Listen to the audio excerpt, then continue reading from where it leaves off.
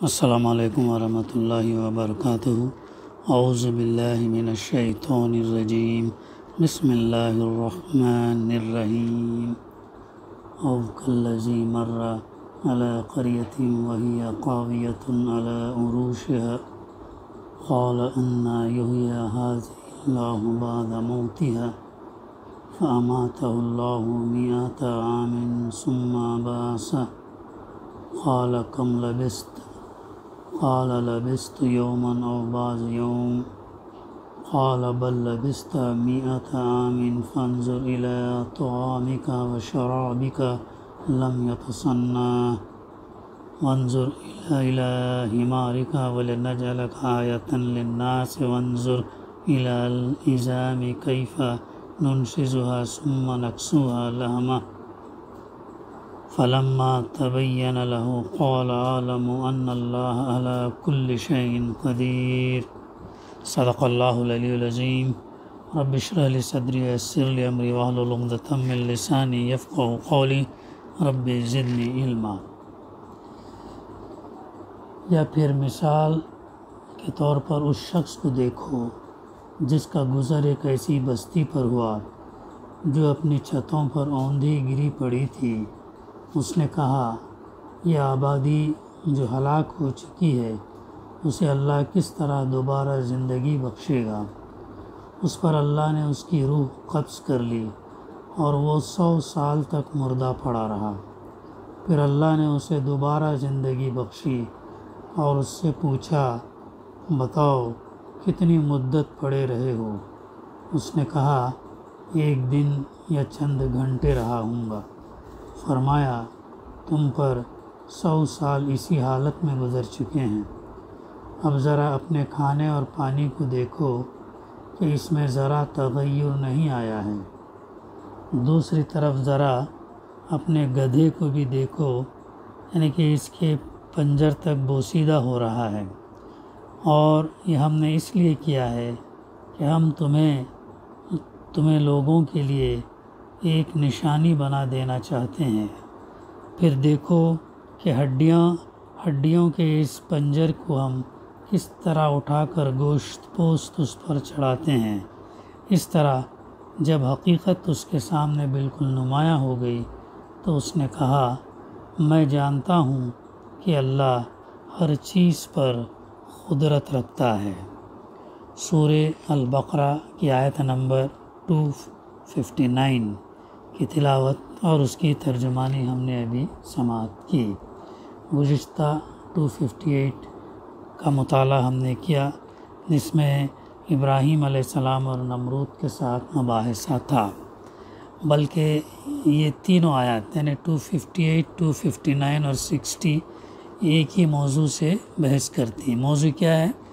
زندگی اور موت کا راز، اور حیات اور ممات کی حقیقت۔ اس طرح ان آیات سے اسلامی فکر کا ایک اہم گوشہ واضح ہوتا ہے، اور ان بنیادی باتوں میں جو گزشتہ آیات میں اس پارے کے آغازی سے بیان کی گئی ہیں، ایک اور بنیادی بات کا اضافہ ہوتا ہے۔ یہ آیات یعنی یہ 3 آیات آیت الکرسی کے بعد ہیں، جس میں صفات الہی کا تفصیلی تذکرہ ہے۔ متصلاً بعد یہ آیتیں آئی ہیں۔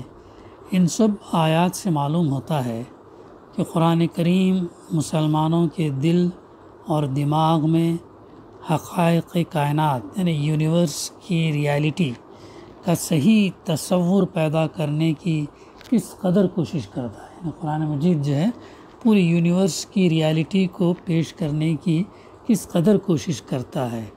ناگزیر ہے کہ زندگی کی طرف اس بصیرت کے ساتھ توجہ کی جائے جو صحیح اور واضح فکر اور نظر سے ابھرتی اور محکم اور مطمئن یقین پر قائم ہو۔ حقیقت یہ ہے کہ اخلاق اور آداب کی بنیادیں ہوں یا طریقے زندگی اور نظام حیات، اعتقادی فکر سے ہٹ کر اپنا وجود نہیں رکھتے۔ وہ اعتقادی فکر پر قائم اور اسی سے ماخوذ ہوتے ہیں۔ جو ہمارا عقیدہ ہے اس پر جو ہے وہ اس سے ریلیٹڈ ہوتے ہیں، اور وہ اسی وقت محکم اور مستقیم ہو سکتے ہیں اور ان کی مستقل میزان ہو سکتی ہے، جبکہ ان کا ربط عقیدے سے ہو۔ عقیدہ کیا؟ توحید، رسالت، آخرت۔ توحید ایک اللہ کی بندگی، رسالت محمد صلی اللہ علیہ وسلم اللہ کے آخری رسول، آپ پر ایمان لانا، اتباع، پیروی کرنا، اور آخرت دنیا کی زندگی عارضی، موت آئے گی، یہاں پر دوبارہ اٹھائے جائیں گے، اور جو عمل ہم نے دنیا میں کیا اس کو جواب دینا ہے۔ تو یہ عقیدے سے حقیقت کائنات کے، یعنی پوری کائنات، ریالٹی، یونیورس کے جامع ٹوٹالٹی تصور جو ہے اور خالق سے ہمیں بتاتی ہے، جس نے وجود بخشا، جس نے ایگزسٹنس دیا، انسان کے روابط سے ہو جائے۔ یہی وجہ ہے کہ قرآن کی مکی صورتوں میں اعتقادی فکر کی اساسات کی توضیح پر ارتکاز ہے۔ اسی طرح مدنی صورتوں میں بھی زندگی کے مختلف حالات اور ظروف کے بارے میں قوانین اور ہدایات کے ذیل میں ہم اعتقادی فکر کی وضاحت پاتے ہیں۔ اب اس آیت کی تفسیر کا ہم مطالعہ کریں گے انشاءاللہ۔ اب جو فرمایا گیا، پھر مثال، 3 مثالوں کا تذکرہ کیا جاتا ہے۔ پہلا مثال تو ہو گئی نمرود کی وہ مباحثہ جو، پھر اس کے بعد دوسری مثال ہے۔ تو یہ کون شخص تھا جو بستی کے پاس سے گزرا تھا؟ وہ بستی کون سی تھی جو چھتوں پر ڈھئی ہوئی تھی؟ قرآن مجید نے ان میں سے کسی بات کی وضاحت نہیں کی۔ اگر وہ چاہتا تو یقیناً وہ اس کی صراحت کر دیتا، بتا دیتا کہ یہ بستی کہاں ہے، کس مقام پر ہے، اور کون سے دور میں اس کا نزول ہوا، کتنے لوگ تھے، تمام چیزوں سے خاموش ہے۔ اگر حکمت الہی کا تقاضا ہوتا کہ ان امور کو واضح کیا جائے تو قرآن انہیں غیر واضح نہیں چھوڑتا۔ اس لیے ہم اس بحث کو نظر انداز کرتے ہوئے ایک اور پہلو کو واضح کرتے ہیں۔ آیت میں جو منظر پیش کیا گیا وہ حواس پر قوی اور گہرے اثرات ڈالتا ہے۔ یہ منظر بوسیدگی، گھروں کے گرنے اور فنا اور موت کا ہے۔ منظر کشی ان الفاظ میں کی گئی، وہی قاویۃ علی عروشہا، وہ اپنی چھتوں پر ڈھائی پڑی تھی، یعنی اور جو شخص اس بستی کے پاس سے گزرا تھا اس کے احساسات کی تصویر کشی ان الفاظ میں کی گئی کہ بستی ڈھائی ہوئی تھی۔ انا یحیی ہذہ اللہ بعد موتہا، اللہ کس طرح اس بستی کو مردہ ہونے کے بعد زندہ کرے گا۔ یہ شخص جانتا ہے کہ اللہ ہے۔ روایت میں آتا ہے کہ یہ شخص جو ہے ایک نبی تھا، جیسے بعد میں، تو عین مشاہدے کے لیے اس سے جو ہے یہ بات یہاں پر اس مثال کے ذریعے سے اس کا عینی مشاہدہ یہ کرایا گیا کہ اللہ تعالیٰ کیسے جو ہے انسانوں کو زندہ کرتا ہے۔ تو یہ جو بستی چھتوں سمیت گرنے کے منظر سے اس کے احساسات پر اتنے قوی اور عمیق اثرات مترتب ہوتے ہیں کہ وہ حیران رہ جاتا ہے اور پکار اٹھتا ہے کہ اللہ اس بستی کو اس کے اس طرح مردہ ہونے کے بعد کس طرح زندہ کرے گا۔ یہ ہے تاثر کی زیادہ سے زیادہ شدت اور گہرائی جو کسی منظر کو دیکھ کر پیدا ہو سکتی ہے۔ قرآن مجید اسی طرح کسی مفہوم کو انتہائی زوردار انداز میں بیان کرتا ہے۔ وہ کسی منظر کی تصویر کشی اس طرح کرتا ہے گویا اس وقت ہماری نظروں کے سامنے موجود اور عیاں ہے۔ قرآن کا یہ کیا ہے؟ ایک اعزاز ہے کہ جب بھی پڑھتے ہیں، جتنے بار بھی پڑھتے ہیں، وہ مضمون ہمارے لیے کیا ہوتا ہے؟ تازہ ہوتا ہے، فریش ہوتا ہے۔ اب پڑھنے کے بعد جو ہے وہ ایسا نہیں کہ مطلب پرانا ہو جائے، بلکہ وہ مضمون کیا ہے؟ تازہ ہوتا ہے، فریش ہوتا ہے۔ یہ اس کا معجزہ ہے۔ انا یحیی ہذہ اللہ بعد موتہا، اللہ اس بستی کو اس کے مردہ ہونے کے بعد کس طرح زندہ کرے گا، یعنی بستی کے مردہ لوگوں میں زندگی کس طرح رواں دواں ہوگی۔ فاماتہ اللہ مئۃ عام ثم بعثہ، تو اللہ نے اسے کیا کیا؟ 100 سال کے لیے موت دے دی، پھر اسے زندہ کھڑا کر دے۔ کتنی زبردست مثال ہے یہ، ہاں؟ اس بستی کو ڈھائی ہوئی دیکھا، اس کے احساسات پیدا ہوئے، اور اللہ نے پھر اسی کو، اس شخص کو، ہے نا، جب بعد میں بات نکلتی ہے کہ وہ نبی ہی تھے، کہ اس کو اللہ تعالیٰ نے 100 سال کے لیے موت دے دی، پھر اسے زندہ کھڑا کیا۔ حالانکہ جب موت ہوتی ہے تو آتی ہے نا بات کہ 40 دن کے اندر کیا ہوتا ہے، وہ پورے تمام چیزیں ایک کے بعد ایک کے بعد ایک کے بعد گل سڑ کے ختم ہو جاتی ہیں، لیکن اللہ تعالیٰ نے اس کو کیا دیا، یہاں 100 سال تک اس کی موت کی حالت میں رکھا، اور 100 سال کے بعد اللہ تعالیٰ نے اس کو زندہ اٹھایا۔ یہ تمام حقائق ہیں، یہ تمام سچی باتیں ہیں، یہ پوری کائنات کو بنانے والا، ہم کو پیدا کرنے والا جو ہے یہاں پہ بتا رہا ہے ہم کو۔ اللہ نے اس شخص سے یہ نہیں کہا کہ یہ کیسے ہوگا، بلکہ عالم واقعہ میں کر کے دکھا دیا کہ ایسے ہوگا۔ تو حقیقت یہ ہے کہ بعض اوقات انسان کے احساسات اور تاثرات اتنے شدید اور اتنے عمیق، یعنی گہرے ہوتے ہیں کہ کسی عقلی دلیل بلکہ کسی وجدانی گفتگو سے بھی ان کا علاج نہیں کیا جاتا، یعنی it is beyond the comprehension of man, it is beyond the comprehension of man. تو یہ انسان اس کو یہ نہیں کر سکتا سمجھتے، بلکہ اس کو اس پر ایمان لانا ہوتا ہے۔ ان کا علاج کسی ایسے واقعے سے بھی نہیں ہو سکتا جو عام طور پر لوگوں کے مشاہدے میں آتا ہو، ان کا علاج اس شخص کے اپنے شخصی اور ذاتی تجربے ہی سے ہو سکتا، جو اس نے 100 سال تک جو ہے سویا رہا، موت کی حالت میں رہا۔ یہ تجربہ ایسا ہونا چاہیے کہ کسی گفتگو کے بغیر اس سے انسانی احساسات متاثر اور قلب مطمئن ہو جائے۔ پھر آگے فرمایا جا رہا، قال کم لبست، قال لبست یومن او بعض یوم، اس نے پوچھا، شخص نے پوچھا، تم اس حالت میں، اللہ تعالیٰ نے اس سے پوچھا تم اس حالت میں کتنی مدت رہے، کتنا ٹائم رہے؟ کہا، اس شخص نے کہا، ایک دن یا دن کا کچھ حصہ۔ یہی کیفیت آخرت میں ہوگی۔ انسان سے جب پوچھا جائے گا کہ تم دنیا میں کتنے دن رہ کر آئے ہو، تو وہاں پر بھی کیا کہے گا وہ، ایک دن یا اس سے کم یا آدھا دن۔ یعنی یہ وقت دیکھو کتنی تیزی سے گزر رہا ہے۔ اب ہم خود دیکھتے ہیں کہ کب ہم پیدا ہوئے، کب ہم اسکول جاتے، کالج گئے، کام پر گئے، ریٹائر ہوئے، کیا ہوئے، تمام چیزیں ہماری نظر سے گزری، تو ایسا نہیں لگتا کہ اتنا ایک طویل عرصہ، بلکہ تھوڑے دن پہلے ہی ہوا جیسا ایسا لگتا۔ تو یہی بات، یہی الفاظ جو ہے قیامت کے جب برپا ہوگی تو انسان جو ہے وہی کہے گا کہ جب پوچھا جائے گا تو یہی کہے گا، ایک دن یا آدھا یا اس سے بھی کم ہم دنیا میں تھے۔ تو وہ شخص یہ کس طرح جان سکتا تھا کہ وہ کتنے عرصے مرا پڑا رہا؟ زمانے کا احساس صرف اسی وقت ہو سکتا ہے جب زندگی بھی ہو اور شعور بھی، اور یہ دونوں یہاں ناپید تھے۔ سورہ کہف ہم ہر جمعے پڑھتے ہیں، جانتے بھی ہیں کیا ہے۔ سورہ کہف میں بھی اللہ تعالیٰ نے 3 اشخاص کو کتنے سال سلایا؟ 300 سال تک سلایا۔ بھی کتنا بڑا معجزہ ہے۔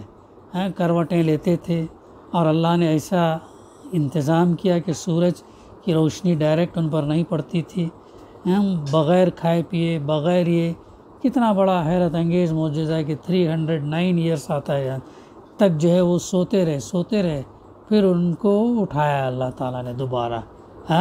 تو یہ تمام چیزیں اللہ سبحانہ و تعالیٰ کی یہ نشانیاں ہیں، اور ان نشانیوں پر جو ہے ہم ایمان لانا۔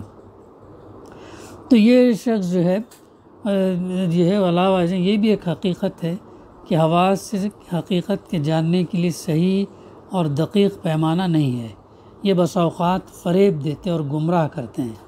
چنانچہ بعض حالات میں حواس طویل و عریض زمانے کو مختصر، اور دوسری قسم کے حالات میں مختصر وقت کو طویل و عریض محسوس کرتے ہیں۔ یعنی خوشی اور غم کے حالات میں ہر شخص کو اس کا تجربہ ہوتا ہے۔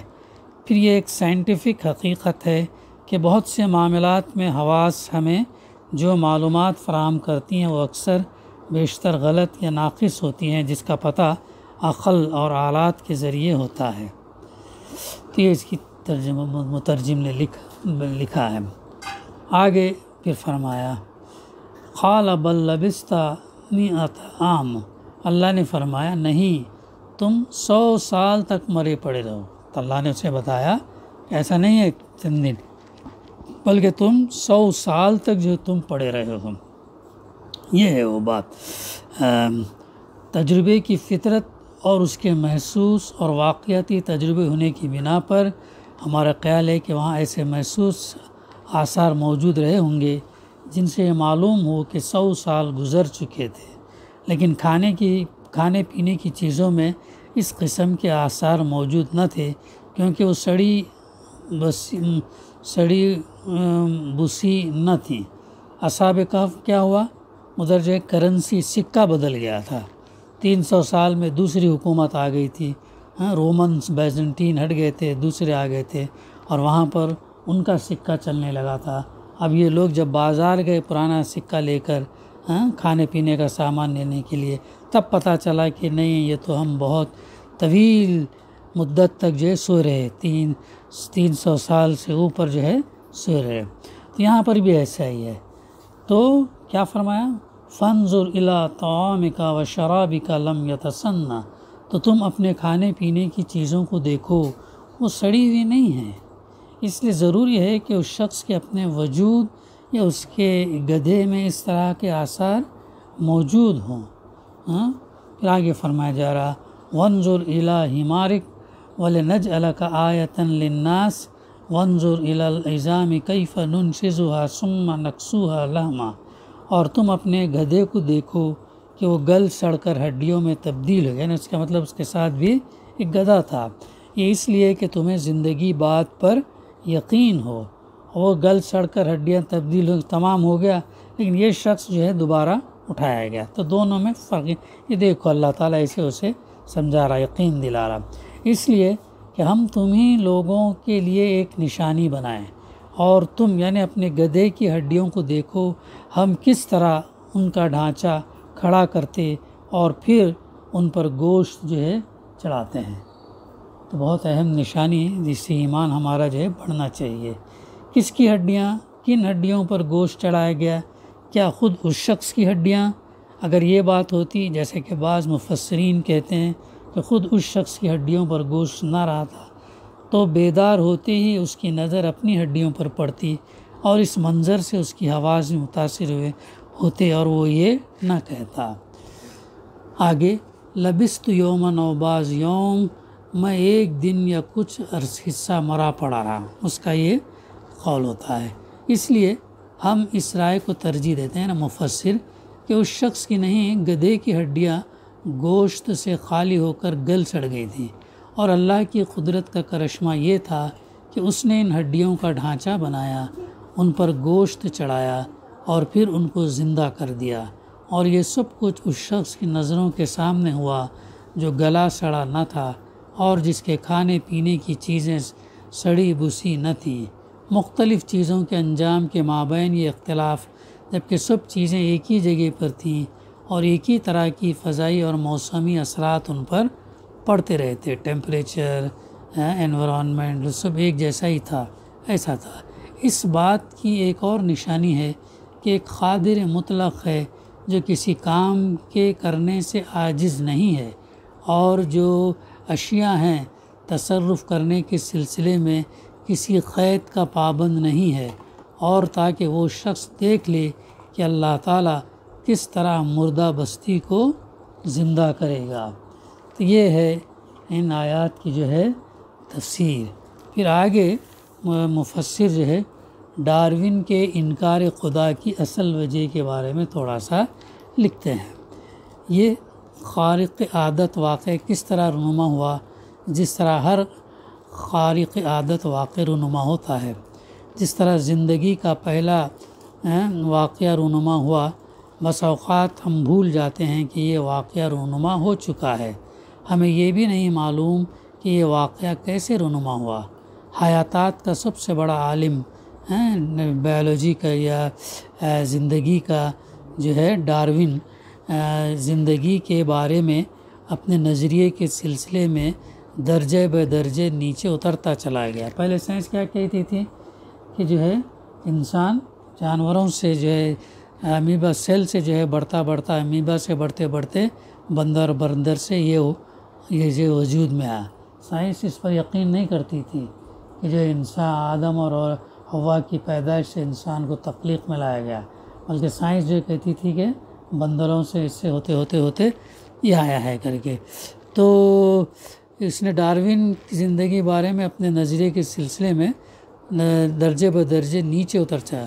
وہ زندگی کی حقیقت کو جاننے کے لیے اس کی گہرائیوں میں اتر کر وادی وادی گھومتا پھرا، آخر کار وہ پہلے خلیہ فرسٹ سیل جو ہے نا، خلیہ جسے ہم کہتے ہیں، تک جا پہنچا اور زندگی کو اس سے متعلق کر دیا۔ مگر یہاں پہنچ کر وہ کھڑا ہو جاتا ہے، وہ نہیں جانتا کہ اس پہلے خلیے میں پائی جانے والی زندگی کا سرچشمہ کہاں ہے۔ ٹھیک ہے، چیزوں کو نیچے اترتا گیا، لیکن جو سیل ہے basic unit of living being ہے، پلانٹ ہو یا اینیمل ہو یا ہیومن بینگ ہو، بنیادی یونٹ ہے وہ خلیہ۔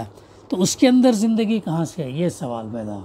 اس کا جواب جو ہے وہ دے نہیں سکا، سائنس جو دے نہیں سکے، تو اس حقیقت کو تسلیم کرنے کے لیے تیار نہیں ہے جسے انسانی فہم اور ادراک کو بہر صورت تسلیم کر لینا چاہیے، اور جسے ماننے کے لیے فطری منطق کا شدید اصرار ہے۔ وہ حقیقت یہ ہے کہ ایک ہستی ہے جس نے اس پہلے خلیے کو زندگی عطا کی۔ ڈارون تو اس خلیے تک جا کر رک گیا، سیل تک، سیل کے آگے بھی نہیں جا سکا۔ سیل کے اندر اتنا حیرت انگیز نظام ہے، ایک پوری فیکٹری جیسا ورک کر رہی ہے سیل کے اندر، فوڈ پروڈیوس کرنا، سٹور کرنا، ٹرانسپورٹ کرنا، انرجی جنریٹ کرنا، باضابطہ کام جو ہے مائکرو آرگنزمز، اس خلیہ جو ہماری آنکھ کو دکھتا نہیں ہے اس کے اندر اتنا حیرت انگیز کام ہو رہا، تو اس سے پہلے جا کر جو ہے رک گیا، وہ اس کا جواب نہیں دے سکا۔ ڈارون جو ہے اس کا سیل کے اندر کا ہے، اور یہ جو ہے وہ چیز جسے اللہ نے جو ہے اس کو زندگی اس کو عطا کی۔ ڈارون نے اس کھلی حقیقت کو تسلیم نہیں کیا، آفٹر آل انسان ہی ہے، کہاں تک اس کا یہ ہے وہ اس کو تسلیم نہیں کیا۔ اس کے اسباب علمی اور سائنٹیفک نہیں، تاریخی تھے، ہسٹوریکل تھے، اور یہ انکار نتیجہ تھا کلیسا کے ساتھ اس کی اور دوسرے سائنسدانوں کی شدید کشمکش اور جنگ کا۔ وہ کہتا ہے زندگی کے حالات کی تشریح کسی خالق کے وجود سے کرنا خالص میکانیکی ڈھانچہ میں ایک فوق الفطری سپر نیچرل شے کو داخل کرنا ہے ایسا۔ تو اس لیے کرسچینٹی جو ہے جب یہ چیزیں رینائسنس جسے 16ویں صدی 17ویں صدی سے جو شروع ہوا یورپ میں، تو وہاں سے جو ہے یہ رینائسنس میں جو سائنسی ایجادات ہوتے گئے، تو اس کا جواب جو ہے کلرجی یعنی نصرانیوں کے علماء اسے جواب دے نہیں سکے، بہت ساری چیزوں میں ان کو خاموش رہنا پڑتا، تو اس لیے یہ لوگوں کا کشمکش جاری رہتی تھی اور سائنس کا پلڑا بھاری رہتا تھا اور وہ اس کی یہ نہیں کر سکتے تھے، اور اس وجہ سے جو ہے لوگوں کی کشمکش جاری تھی۔ تو یہ اس نے اس پر یہ کیا کہ یہ میکینکی ڈھانچہ زندگی کے اس راز کو جو نظروں اور عقلوں کے سامنے ہر وقت موجود ہے اور جو انسانی فہم اور ادراک کو بحث و تمیز پر مجبور کرتا ہے، حل کرنے کے سلسلے میں میکینیکیت سب سے زیادہ بعید القیاس ہے۔ ڈارون کے بعد 50 سال کے اندر سائنس کا جو ڈیولپمنٹ ہوا اس سے واضح ہو گیا کہ کائنات کا ڈھانچہ میکینیکی نہیں ہے، یہی نہیں مادہ تحلیل ہو کر انرجی قوت میں تبدیل ہو گیا، مادہ اور مادیت میٹر اور مادیت مٹیریل کے بجائے ذہن اور اس کا شعور اصل قرار پانے، یہ خیال کیا جانے لگا کہ زندگی کی کوئی مادی اور طبعی توجیہ ممکن نہیں ہے، یہ خیال بھی کیا جانے لگا کہ زمین پر زندگی کہیں باہر سے آئی ہے۔ ڈارون کے کتنے سال جانے کے بعد؟ 50 ایئرس کے بعد، اور یہ کہ کائنات کی اس وقت تک توجیہ نہیں کی جا سکتی جب تک اس کے پیچھے ایک دماغ مائنڈ تسلیم نہ کیا جائے۔ کتنے سال بعد؟ ڈارون کے کتنے سال بعد؟ 50 ایئرس کے بعد، جب یہ سمجھ میں آئی کہ جو ہے ایک اس کے پیچھے ایک دماغ ایک مائنڈ ہے، اس کو تسلیم کرنا پڑے گا۔ غالباً یہ انکشاف بہت زیادہ حیرت انگیز ہوگا کہ خود ڈارون نے نظریہ ارتقاء سے متعلق اپنی مشہور کتاب انواع یعنی اوریجن آف سپیسیز کے آخری پیراگراف میں ایک خالق یعنی کریٹر کے وجود کا اقرار کیا ہے۔ ڈارون جو سائنسدان جو ہے آخر میں اپنے last paragraph origin of species کے اندر اس نے اقرار کیا کہ اس کا جو ہے ایک کریٹر ہے کر کے جو ہے یہ کیا۔ حقیقت یہ ہے کہ ڈارون اس فطری منطق کے شدید دباؤ سے جو پہلے خلیے کے ماورائے کشتی کے اعتراف پر انسانی فہم اور ادراک کو مجبور کرتی ہے فرار اختیار کرتا ہے، وہ ہر شے کا مرجع اور ماخذ سبب اول کو بتاتا ہے، کو قرار دیتا ہے۔ وہ یہ نہیں بتاتا کہ سبب اول فرسٹ کاز کیا ہے، وہ سبب کیا ہے جو پہلی زندگی کو وجود میں لانے پر قادر ہے، اور جو ڈارون کی تھیوری کے مطابق جس میں بحث اور طرح کی بہت زیادہ گنجائش ہے، یہ سبب اول فرسٹ کاز پہلے خلیے کو اس راستے پر لگا دیتا ہے جو ڈارون کے مفروضے کے مطابق ارتقاء کا راستہ ہے۔ یہ خلیہ اس راستے کے سوا کسی راستے پر نہیں چلتا۔ یہ سب کیا ہے؟ حقیقت سے فرار ہے، حقیقت کا انکار ہے، سچائی کا انکار ہے، اور خواہ مخواہ کی کج بحثی ہے۔ اب ہم مردہ بستی کے خارق عادت واقعے کی طرف پلٹتے ہیں۔ کیا وجہ ہے کہ ایک ہی مقام پر اور ایک ہی حالت و ظروف میں ایک شے گل سڑ جاتی ہے یعنی گدھا، اور دوسری شے انسان گل سڑنے سے بچ جاتی ہے؟ ایک ہی طرح کے حالات اور ظروف میں مختلف ایک ہی ٹیمپریچر، موسم، ویدر، انوائرمنٹ، اشیاء کے انجام میں اس اختلاف کی توجہ نہ پہلی بار زندگی کی پیدائش کے خارق عادت واقعے سے ہوتی ہے اور نہ دوبارہ زندہ ہونے کے خارق عادت واقعے سے۔ بقا انشاءاللہ آئندہ ہم اس کا سلسلہ جاری رکھیں گے۔ دعا ہے کہ اللہ سبحانہ و تعالی ہمیں کہنے سننے سے زیادہ اس کو غور سے سننے اور اللہ تعالیٰ کی توفیق سے ہمیں صحیح سمجھنے، اپنے ایمان میں اضافہ کرنے کی توفیق اللہ سبحانہ و تعالی ہمیں عطا کرے۔ ربنا تقبل منا انک انت السمیع العلیم وتب علینا انک انت التواب الرحیم۔ صلی اللہ تعالی علی خیر خلقہ وعلی آلہ وصحبہ اجمعین۔ الحمد للہ رب العالمین۔